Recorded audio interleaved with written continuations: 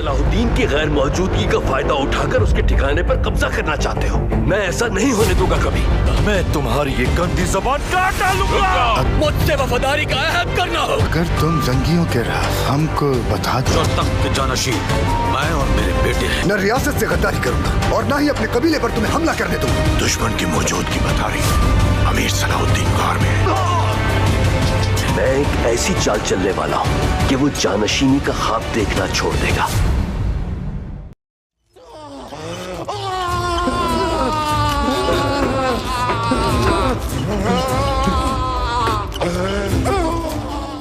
تمہیں کچھ نہیں بتاؤں گا, کچھ نہیں بتاؤں گا تمہیں.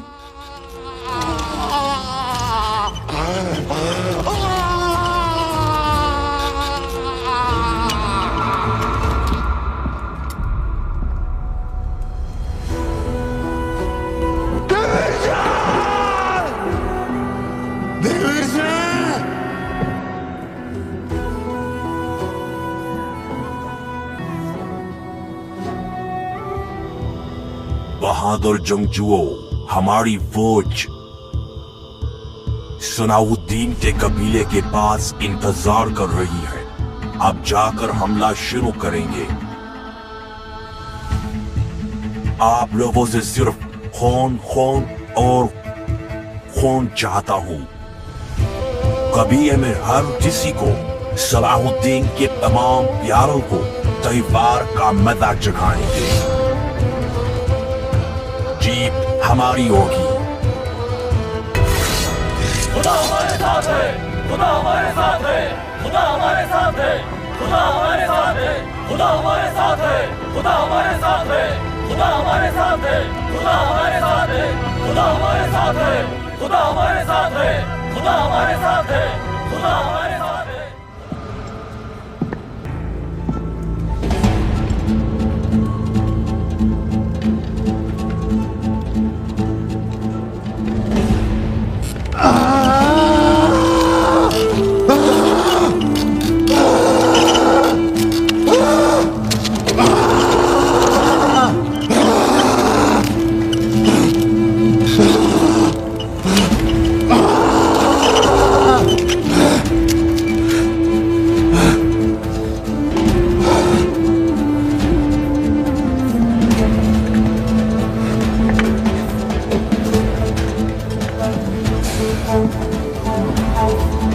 تمہارا قبیلہ جنت ہونتی ہونی دے بدل جائے گا, لیکن میں ابھی بھی انہیں روک سکتا ہوں. منہ نہ کھولا کہ تمہارے آدمی ایک ایک کر کے مریں گے اور آخر میں تمہاری باری آئے گی صلاح الدین. اب میں چلتا ہوں یہاں سے. ابراہیم, ہمت رکھو, ہمت رکھو, ثابت قدم رہو. میرے پیارے, اول قبیلہ خطے میں ہے.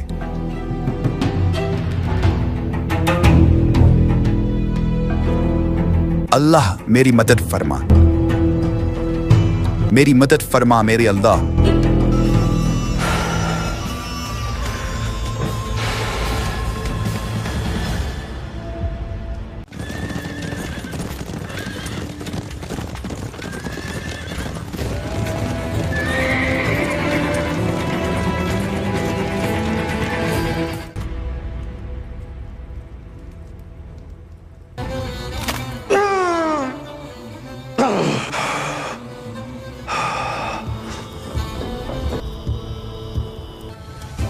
کیا وہ آپ کیوں چلا رہے ہو؟ یہ انتقام کی آواز ہے.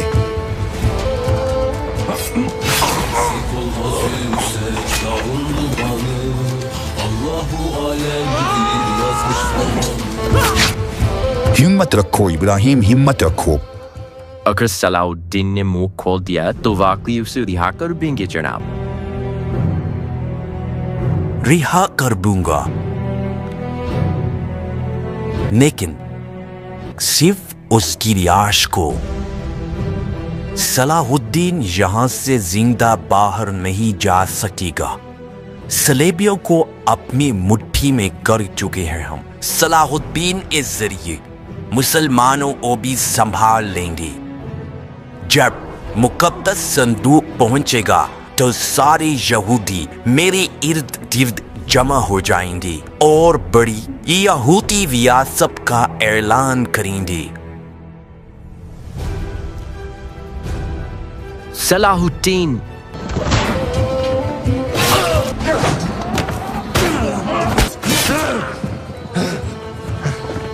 चलो देखते हैं। जनाब, सलाहुद्दीन भाग गया है। क्या मतलब? वो तो मुकम्मल बंधा हुआ था। पता नहीं कैसे ब्रादा जनाब, पर वो भाग गया है। सलाहुद्दीन असल सजा का मुस्तहिक हो चुका है। सिपाहियों को हर जगह देखने के लिए कहो। सलाहुद्दीन को जहां से जिंदा बाहर नहीं जाने देना। जैसा आपका हुक्म जनाब।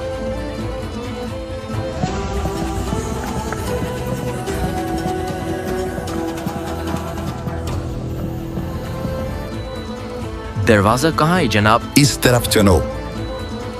क्या है? पकड़ लिया है सलाहुद्दीन को? नहीं जनाब। जिसका ख्याल है कि वो आसानी से भाग सकता है, लेकिन इसमें हमारे बिछाए हुए जान नहीं बैठे। सिपाहियों, दरवाजे मजबूत करो। शिकार शो हो रहा है। जैसा आपका हुक्म जनाब।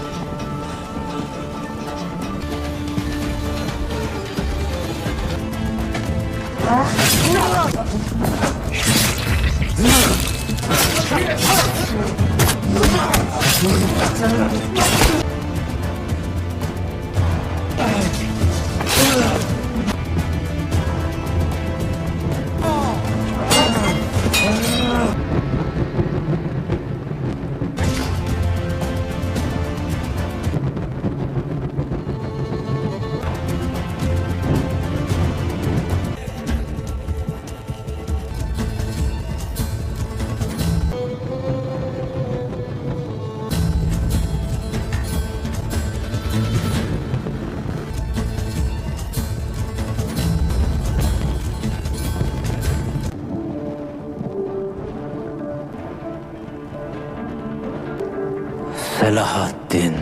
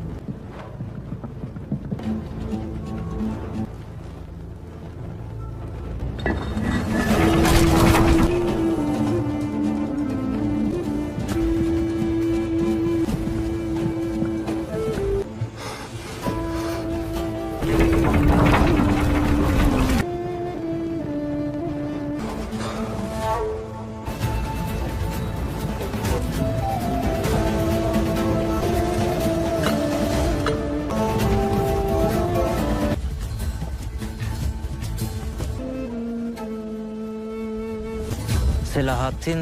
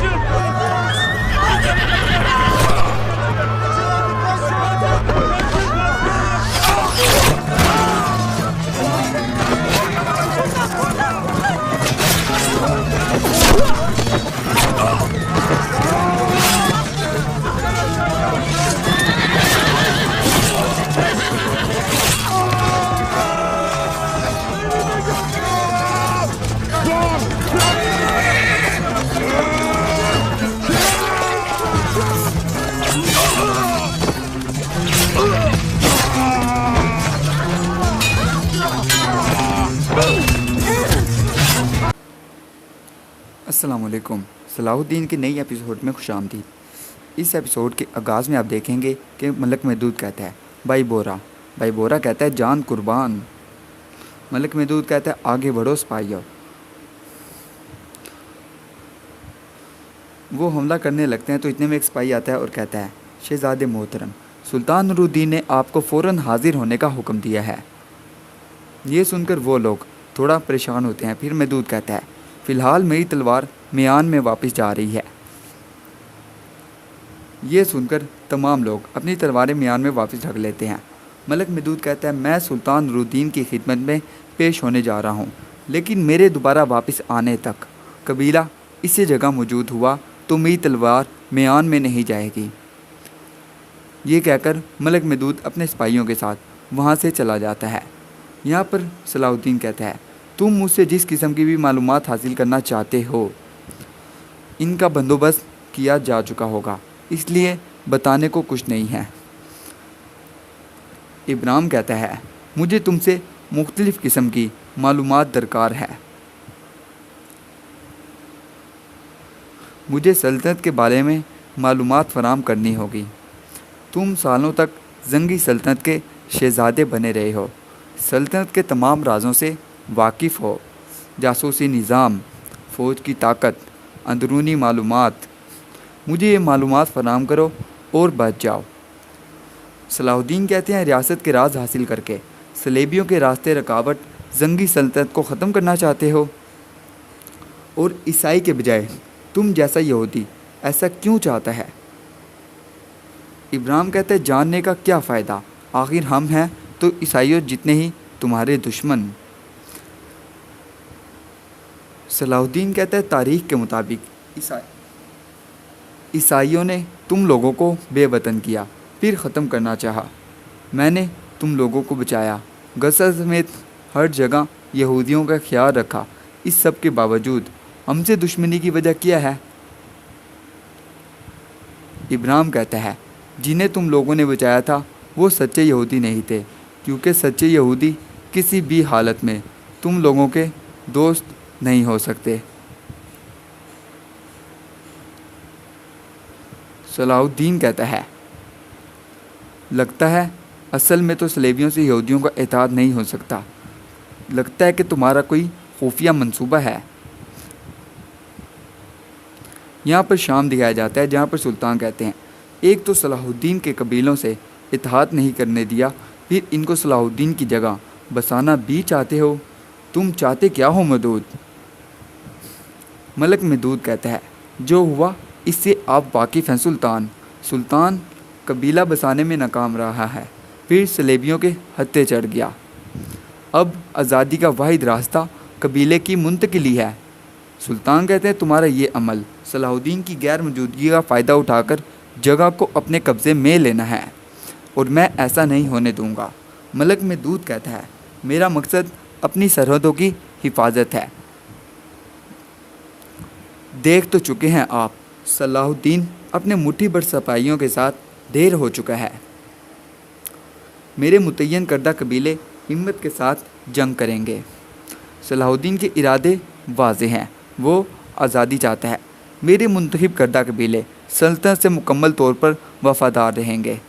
سلطان کہتے ہیں میں بتا چکا ہوں صلاح الدین مجھ سے غداری نہیں کر سکتا۔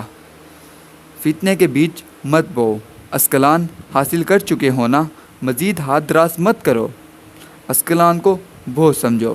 ملک محدود سر جھکاتا ہے اور کہتا ہے میں معافی چاہتا ہوں سلطان، لیکن آپ کا کوئی ولی عہد نہیں ہے۔ مستقبل میں آپ تنہا حکمرانی نہیں کر پائیں گے۔ اس سلطنت کے ولی عہد میں اور میرے بیٹے ہیں۔ میں سلطنت کے مستقبل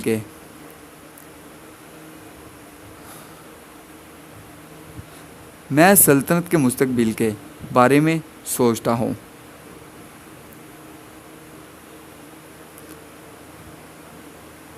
اور اپنے حق کے لیے جو کرنا پڑا میں کروں گا۔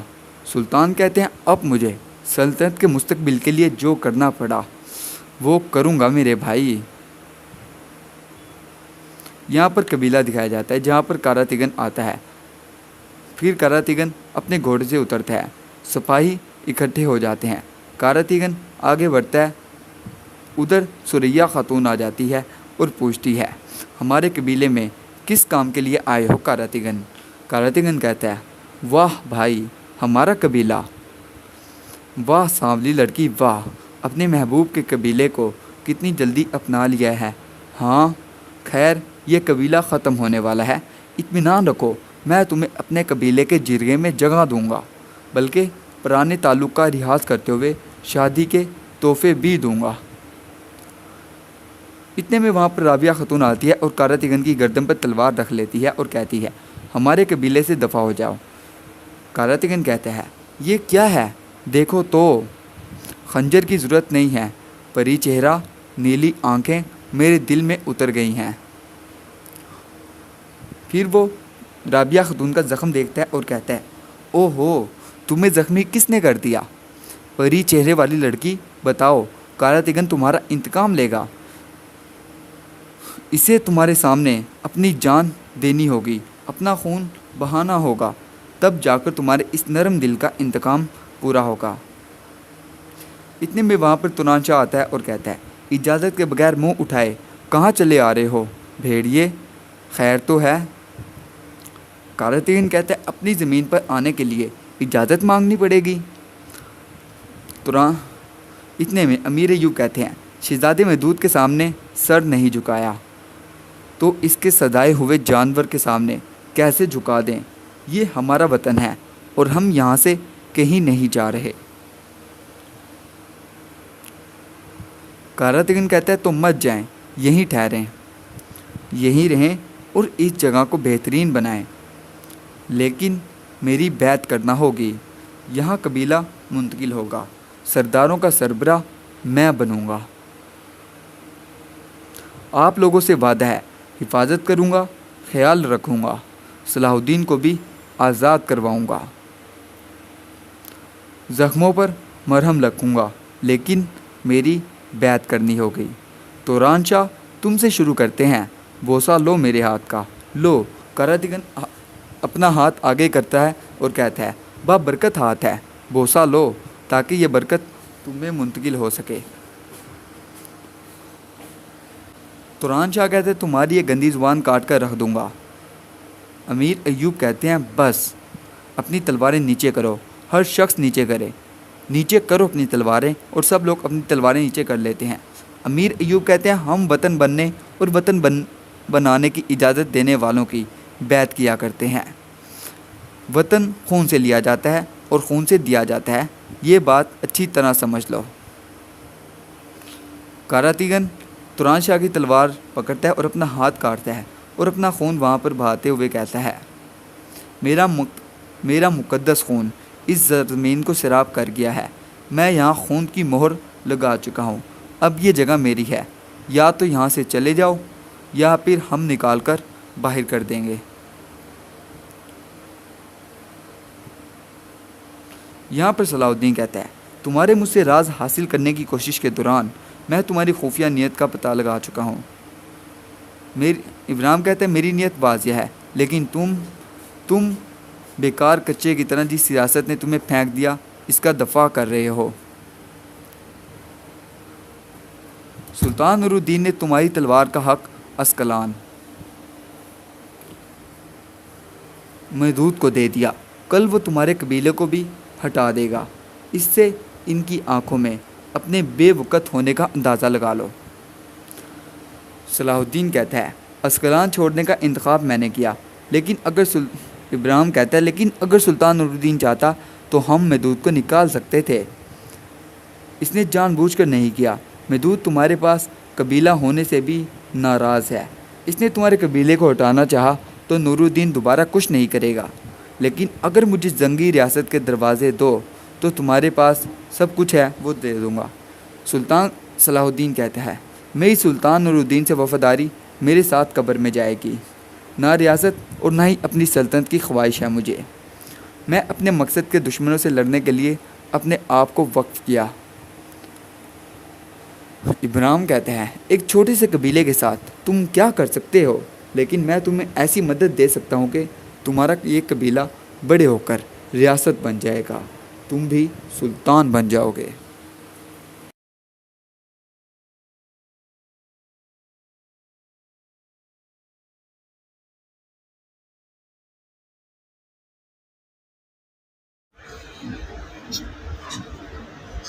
ہمارا عظیم ترین افتخار کبھی نہ گرنے میں نہیں بلکہ گر کے بار بار اٹھ کھڑا ہونے میں ہے۔ کامیاب لوگ زندگی میں عام انسان کی طرح مشکلات کا سامنا کرتے ہوئے آگے بڑھتے ہیں۔ ان کی خاصیت یہ ہوتی ہے کہ یہ مشکلات سے گھبرا کر رک نہیں جاتے۔ ناکامیوں کا سامنا ہر انسان کو یکساں طور پر کرنا پڑتا ہے، اور اگر یہ کہا جائے کہ کامیاب انسان زندگی میں زیادہ ناکامیوں کا سامنا کرتا ہے تو ہرگز غلط نہ ہوگا۔ کامیاب افراد اس حقیقت کو سمجھتے ہیں کہ ان کے راستے میں آنے والی ہر رکاوٹ، ہر ناکامی ان کے لیے سبق ہے، جسے پڑھ کر سیکھ کر وہ زندگی میں کامیاب ہو جائیں گے۔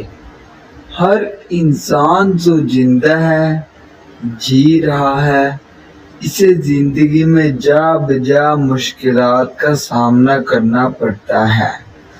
بعض اوقات وہ کامیاب ہوتا ہے اور اکثر اوقات وہ سیکھتا ہے۔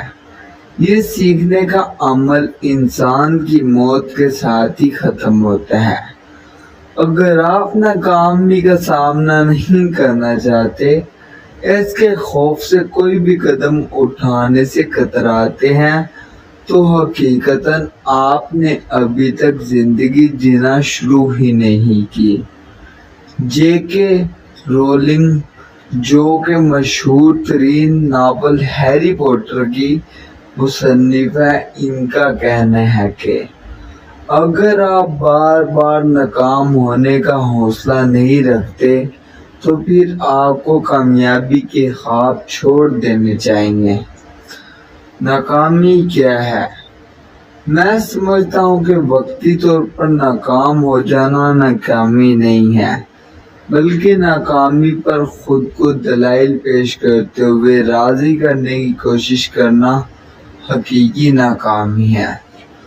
ہمارے یہاں ہر دوسرا شخص کامیاب زندگی کی خواہش مند ہوتا ہے، مگر عملی زندگی میں کامیابی حاصل کرنے والوں کی تعداد نہایت کم ہے۔ اس کی ایک بڑی وجہ لوگوں کا وقتی ناکامی کو دل سے لگا کر محنت ترک کر دینا ہے۔ اگر آپ کامیاب زندگی گزارنا چاہتے ہیں تو آپ کو ناکامیوں کے گلے لگا کر مزید محنت اور عزم کرتے ہوئے مسکرانا ہوگا۔ کامیابی کا اہم ترین اصول ہے کہ اگر آپ میں ناکام ہونے کا حوصلہ نہیں ہے تو آپ کبھی بھی کامیاب نہیں ہو سکتے۔ آپ کبھی غور کیجئے گا کہ چھوٹے بچے اتنا جلدی سب کچھ سیکھ لیتے ہیں، وہ کیوں؟ ناکامی کے سو خوفزدہ نہیں ہوتے۔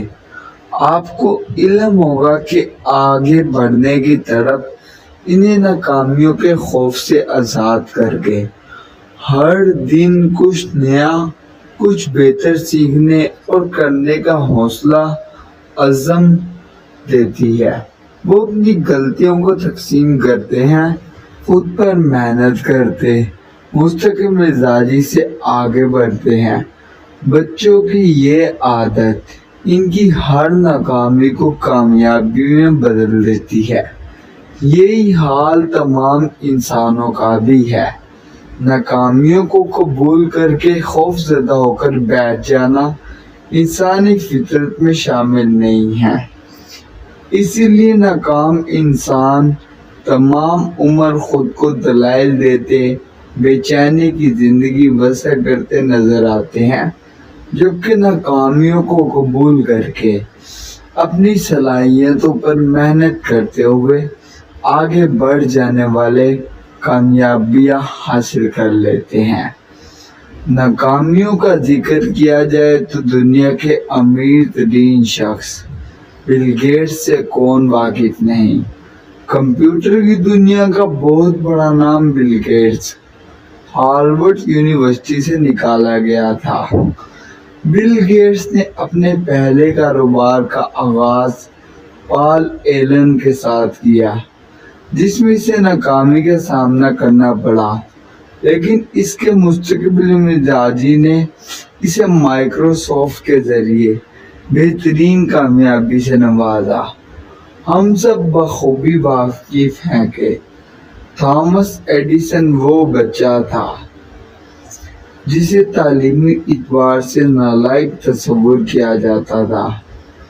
ایڈیسن نے جب بلب بنانا چاہا تو اسے 999 بار ناکامی کا سامنا کرنا پڑا۔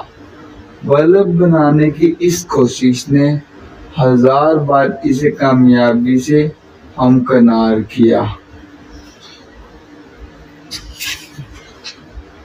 ایڈیسن سے جب پوچھا گیا کہ جناب، آپ نے 999 بار ناکام ہو کر 1000 بار میں ناکامیابی کے ساتھ غلط ایجاد کیا، تو تھامسن نے نہایت خوبصورت جواب دیا کہ میں نے ناکام نہیں بلکہ 999 ایسے طریقے ایجاد کیے جن سے بلب نہیں بن سکتا، اور پھر 1000ویں بار وہ طریقہ ایجاد کیا جس سے بلب بنایا جا سکتا ہے۔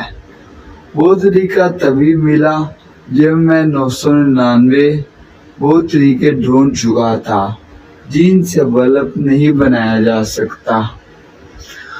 آئنسٹائن فزکس کی دنیا کا بےتاج بادشاہ 4 سال کی عمر تک ایک لفظ نہیں بولا۔ اسی وجہ سے اسے اسکول سے نکال دیا گیا اور کئی اسکولوں میں کوشش کے باوجود داخلہ نہیں مل سکا۔ یہی وہ شخص جس نے بے شمار مشکلات دیکھی، ناکامیاں جھیلی، مگر پھر ایک دن فزکس کی دنیا کا رخ بدل کر رکھ دیا۔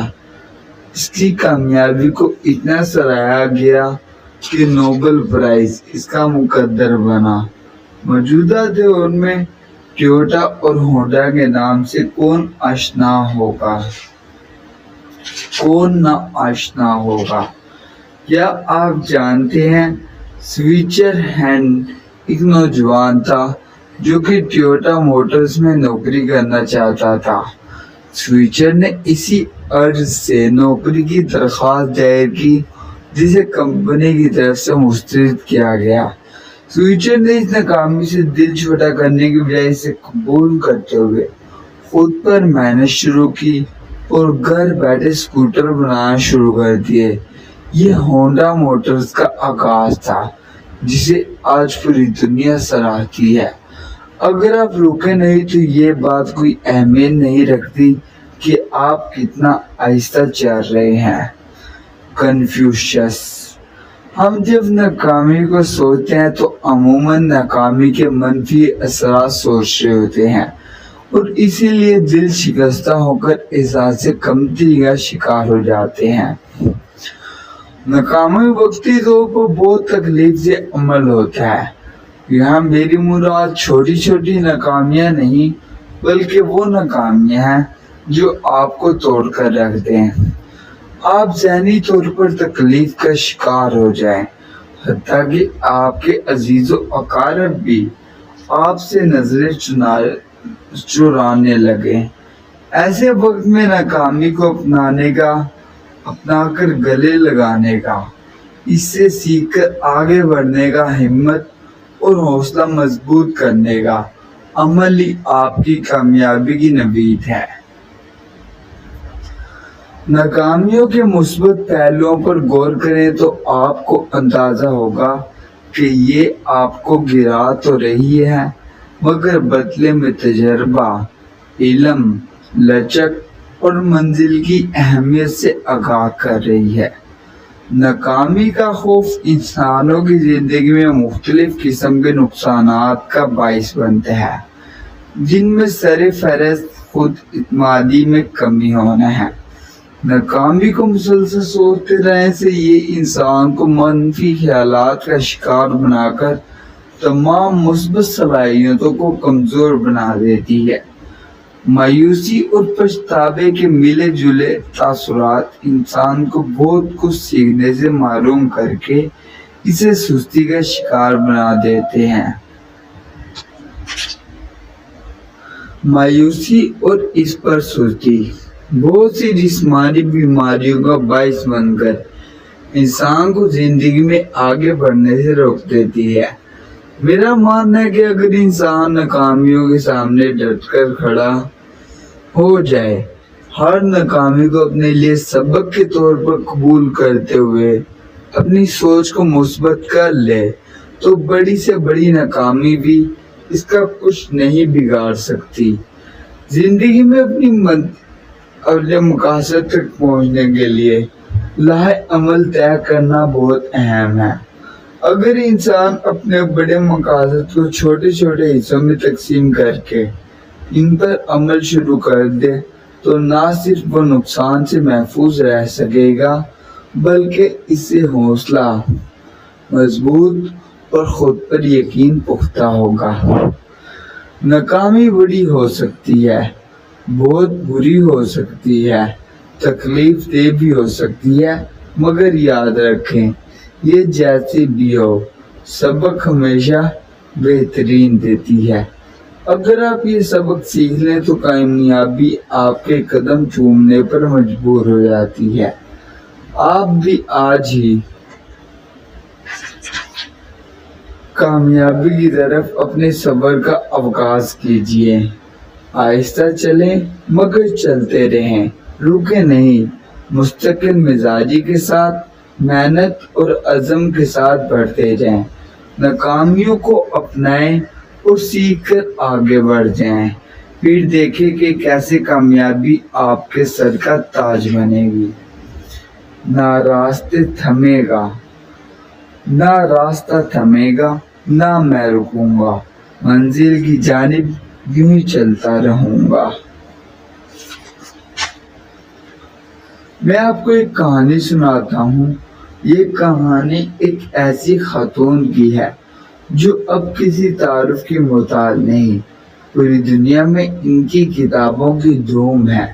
لوگ آج انہیں پڑھنا اور سننا چاہتے ہیں، مگر ان کی شہرت سے پہلے ان کی زندگی کافی مشکلات سے دوچار تھی۔ ان کی زندگی میں ایک وقت ایسا بھی آیا جب انہیں کلینیکل ڈپریشن کے مرض کا سامنا کرنا پڑا اور نوبت یہاں تک آ پہنچی کہ انہوں نے خودکشی کرنے کا ارادہ کر لیا تھا۔ یہ خاتون وہ مصنف ہیں جن کی شادی بھی ناکامی سے دوچار ہوئی اور جس کے بعد انہیں بے روزگاری کا بھی سامنا کرنا پڑا۔ سنگل پیرنٹ بھی، ایک بچے کی پرورش کی ذمہ داری سر پر تھی۔ انہوں نے وہ وقت بھی دیکھا کہ حالات کے ہاتھوں مجبور ہو کر انہیں اپنے اور اپنی بچی کی پرورش کے لیے حکومت سے مالی مدد مانگنی پڑی۔ انہوں نے اپنے مالی حالات کا تذکرہ ان الفاظ میں کیا کہ ایک ایسی ماڈرن برطانوی خاتون جو بے گھر نہیں ہے مگر غریب ہے۔